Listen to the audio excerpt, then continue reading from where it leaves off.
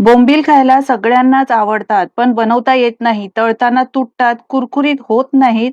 तर आज आपण असे कुरकुरीत बोंबील बनवणार आहोत. तुम्ही पाहू शकता एकही बोंबील तुटलेला नाही. मस्त असे हे कुरकुरीत बोंबील झालेले आहेत. तर आज आपण अजिबात पाटा वरवंट्याचा वापर न करता बोंबलाचं पाणी कसं काढायचं आणि हे बोंबील कुरकुरीत कसे बनवायचे, तळताना अजिबात तुटणार नाही याची काळजी कशी घ्यायची, शिवाय याला चविष्ट बनवण्यासाठी कोणकोणते मसाले वापरायचे, आज आपण हे सगळं त्यासाठी व्हिडिओला लाईक करा, शेअर करा. चॅनलवर जर नवीन असाल तर चॅनलला आता सबस्क्राईब करून घ्या. यासाठी इथे मी बोंबील घेतलेले आहेत. हे बघा, हे असे बोंबील साफ करून घेतलेले आहेत. मी साफ करूनच घेऊन आली आहे. आता याचं पाणी काढायसाठी आपण पाटा वरवंटा नाही तर हातानेच आपण असं दाबून दाबून पाणी काढणार आहोत. बऱ्याच जणांकडे पाटा वरवंटा नसतो, तर या पद्धतीने असे हातानेच असं दाबून पाणी काढून टाकायचं आहे. सगळ्या बोंबलाचं पाणी असं काढून टाकायचं आहे आणि बोंबील वेगळ्या भांड्यामध्ये काढून घ्यायचे, यामध्येच परत ठेवायचं नाही. हे बघा, एकदम असे कोरडे होतात, अजिबात यामध्ये पाणी नाही. सगळ्या बोंबलाचं मी पाणी काढून घेतलंय आणि असे लहान लहान आकारामध्ये म्हणजे याचे 2 भाग करून घेतलेले आहे. पाहू शकता अजिबात यामध्ये पाणी दिसत नाही. चला तर हे बोंबील आता अतिशय खाताना चविष्ट लागण्यासाठी आपण आता यामध्ये मसाले घालूया. सगळ्यात आधी मी इथे अर्धा चमचा हळद घातलेली आहे. बोंबील फ्राय बनवतोय तर ते थोडेसे तिखटच खायला छान लागतात. यासाठी मी इथे 2 चमचे लाल तिखट घातलेलं आहे.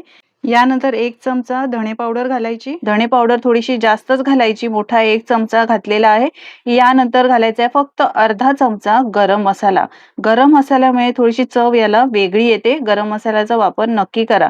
अर्धा चमचाच घातलेला आहे. यानंतर घालूया चवीप्रमाणे मीठ आणि अर्ध्या लिंबाचा रस.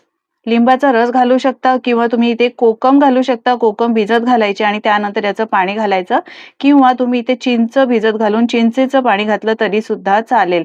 कारण या बोंबलांना असं कोकम किंवा चिंचेचं पाणी नाहीतर लिंबाचा रस घातल्यामुळे हे बोंबीलला मस्त आंबट तिखट असे लागतात.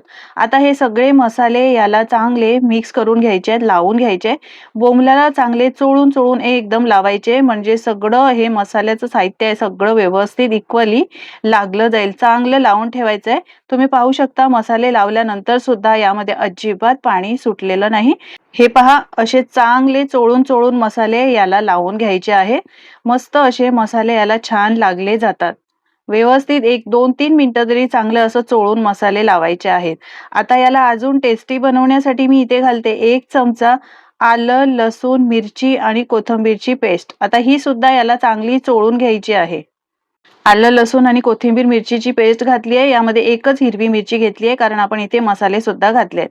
आता 15 मिनिटासाठी तरी बाजूला ठेवून देऊया. आता हे बोंबील तळण्यासाठी मी घेतलेलं आहे इथे 2 चमचे रवा आणि 2 चमचे तांदळाचं पीठ. तांदळाचं पीठ आणि रवा घातल्यामुळे बोंबील छान असे कुरकुरीत होतात. सगळं व्यवस्थित मिक्स करून घ्यायचंय. हे बघा, चांगलं असं मिक्स करून घेतलंय. पसरवून घेऊया. तांदळाच्या पिठामुळे आणि रव्यामुळे बोंबील छान असे कुरकुरीत होतात. शिवाय बऱ्याच वेळ असेच कुरकुरीत राहतात, अजिबात नरम पडत नाहीत. आता यानंतर अर्धा तास किंवा 15 मिनिटासाठी कमीत कमी तरी बोंबील बाजूला असे मसाले लावून ठेवल्यानंतर या रव्या आणि तांदळाच्या पिठामध्ये असे कोट करून घ्यायचे. हे बघा, या पद्धतीने. आणि त्यानंतर आपल्याला हे बोंबील तळून घ्यायचे. आता तळण्यासाठी मी इथे तेल गरम करायला ठेवलेलं आहे.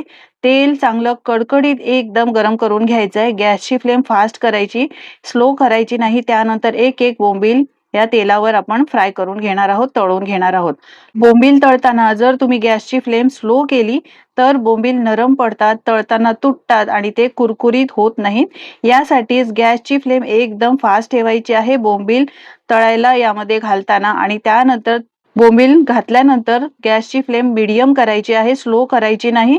आणि मीडियम फ्लेमवर आपल्याला हे बोंबील आहेत ते तळून घ्यायचे आहेत. जर फ्लेम स्लो केली, तेलाचं टेम्परेचर एकदम लो झालं तर बोंबील नरम पडणार आणि उलटताना तुटणार आणि कुरकुरीत सुद्धा अजिबात होणार नाही. यासाठी फास्ट फ्लेम ठेवून आपण हे बोंबील यामध्ये घातलेले आहेत. आता गॅसची फ्लेम मी इथे मीडियम केलेली आहे. त्यानंतर एका बाजूने चांगले हे कुरकुरीत होईपर्यंत तळून घ्यायचे आणि त्यानंतर याला उलटून घ्यायचे आणि दुसऱ्या बाजूने सुद्धा तळून घ्यायचे. आता याला उलटताना सुद्धा घाई करायची नाही. 5 मिनिटं तरी आपल्याला हे मीडियम फ्लेमवर चांगले लालसर रंग येईपर्यंत आणि चांगलं दिसत नाही कुरकुरीत झाले तसे, तोपर्यंत आपल्याला हे तळून घ्यायचे आणि त्यानंतर याला उलटून घ्यायचंय.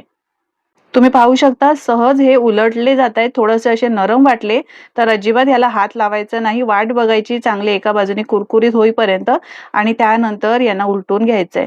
तर पाहू शकता मस्त असा रंग आलाय. परत एकदा याला उलटून घेते आणि दुसऱ्या बाजूने सुद्धा मी परत एकदा तळून घेते. मंडळी, तुम्हाला माझी जर रेसिपी आवडत असेल तर एक लाईक करायला विसरू नका आणि तुम्ही कुठून ही रेसिपी पाहता हे सुद्धा मला कमेंटमध्ये नक्की सांगा, म्हणजे मी तुमचे आभार मानू शकीन आणि मलाही कळेल माझी ही रेसिपी कुठून पाहिली जाते. तुम्ही पाहू शकता मस्त असा याला रंग आलाय. बोंबील मस्त असे कुरकुरीत झालेत. पहा, जवळून दाखवते. अजिबात तुटलेले नाहीत. आता हे बोंबील आहेत एखाद्या टिश्यू पेपरवर काढून घ्यायचे. हे बघा, हे पहा, जवळून दाखवते तुम्हाला. आपण यामध्ये रवा घातलाय ना, त्यामुळे खाताना मस्त असे हे कुरकुरीत बोंबील लागतात. काढताना सुद्धा सावकाश काढायचं आहे, घाई करायची नाही. मी हे नॉनस्टिक तव्यावर पॅनवर तळलेले आहेत, पण तुम्ही हे साध्या तव्यावर सुद्धा याच पद्धतीने तळू शकतात. अजिबात हे बोंबील तुटत नाही, असेच हे कुरकुरीत बनतात. हे बघा, पाहूनच तुम्हाला कळलं असेल की हे बोंबील किती कुरकुरीत झालेले आहेत. एकदम चवीला छान लागतात मंडळी. चला आता दुसरी बॅच सुद्धा मी तुम्हाला तळून दाखवते. तर आता तेल घातलेलं आहे. जर गॅसची फ्लेम स्लो असेल, तेलाचं टेम्परेचर कमी झालं असेल, तर तेल गरम करून घ्यायचं चांगलं कडकडीत आणि त्यानंतर यामध्ये बोंबील घालायचे आहे. आणि बोंबील घातल्यानंतर मीडियम फ्लेम करायची. तर मी आधीच तेल गरम करून घेतलं होतं चांगलं कडकडीत. त्यानंतर मी फ्लेम मीडियम केलेली आहे. आता हे मीडियम फ्लेमवर दुसरी बॅच सुद्धा मी तळून घेते. तुम्हाला पाहिजे तर तुम्ही अख्खेच बोंबील ठेवू शकता, पण मी असे हे लहान म्हणजे 2 भाग केलेले आहेत. हे बघा, या पद्धतीने असे उलटून घ्यायचे. अगदी सहज हे उलटले जातात. एका बाजूने चांगले हे तळून घ्यायचे आहेत. उलटताना घाई सुद्धा करायची नाही. घाईने याला उलटायला गेलात तर ते बोंबील तुटतील. यासाठीच सावकाश याला उलटून घ्यायचं. एका बाजूने जर ते तळले गेलेले नसतील तर घाई करायची नाही. हे बघा, सगळे बोंबील मी असे उलटून घेतले.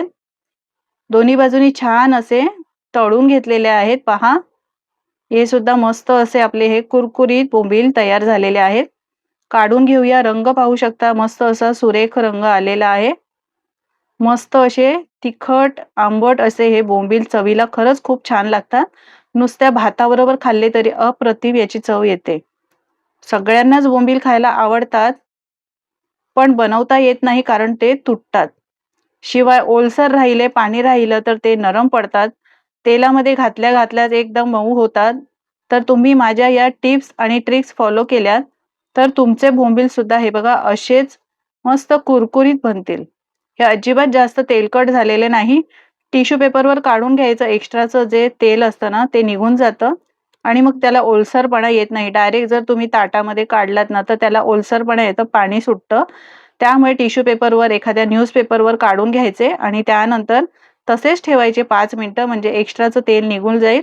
ओलसर होणार नाही आणि असेच हे कुरकुरीत राहतील. दिवसभर तुमचे हे बोंबील ना असेच कुरकुरीत राहतील जर तुम्ही या पद्धतीने हे बोंबील बनवले. तर मंडळी, तुम्ही सुद्धा या पद्धतीने बनवून बघा. बनवून बघितल्यानंतर तुमचे अनुभव माझ्यासोबत नक्की शेअर करा. आजची ही कुरकुरीत बोंबलाची रेसिपी कशी वाटली कमेंट करून सांगा. आवडली असेल तर लाईक, शेअर आणि सेव्ह करा.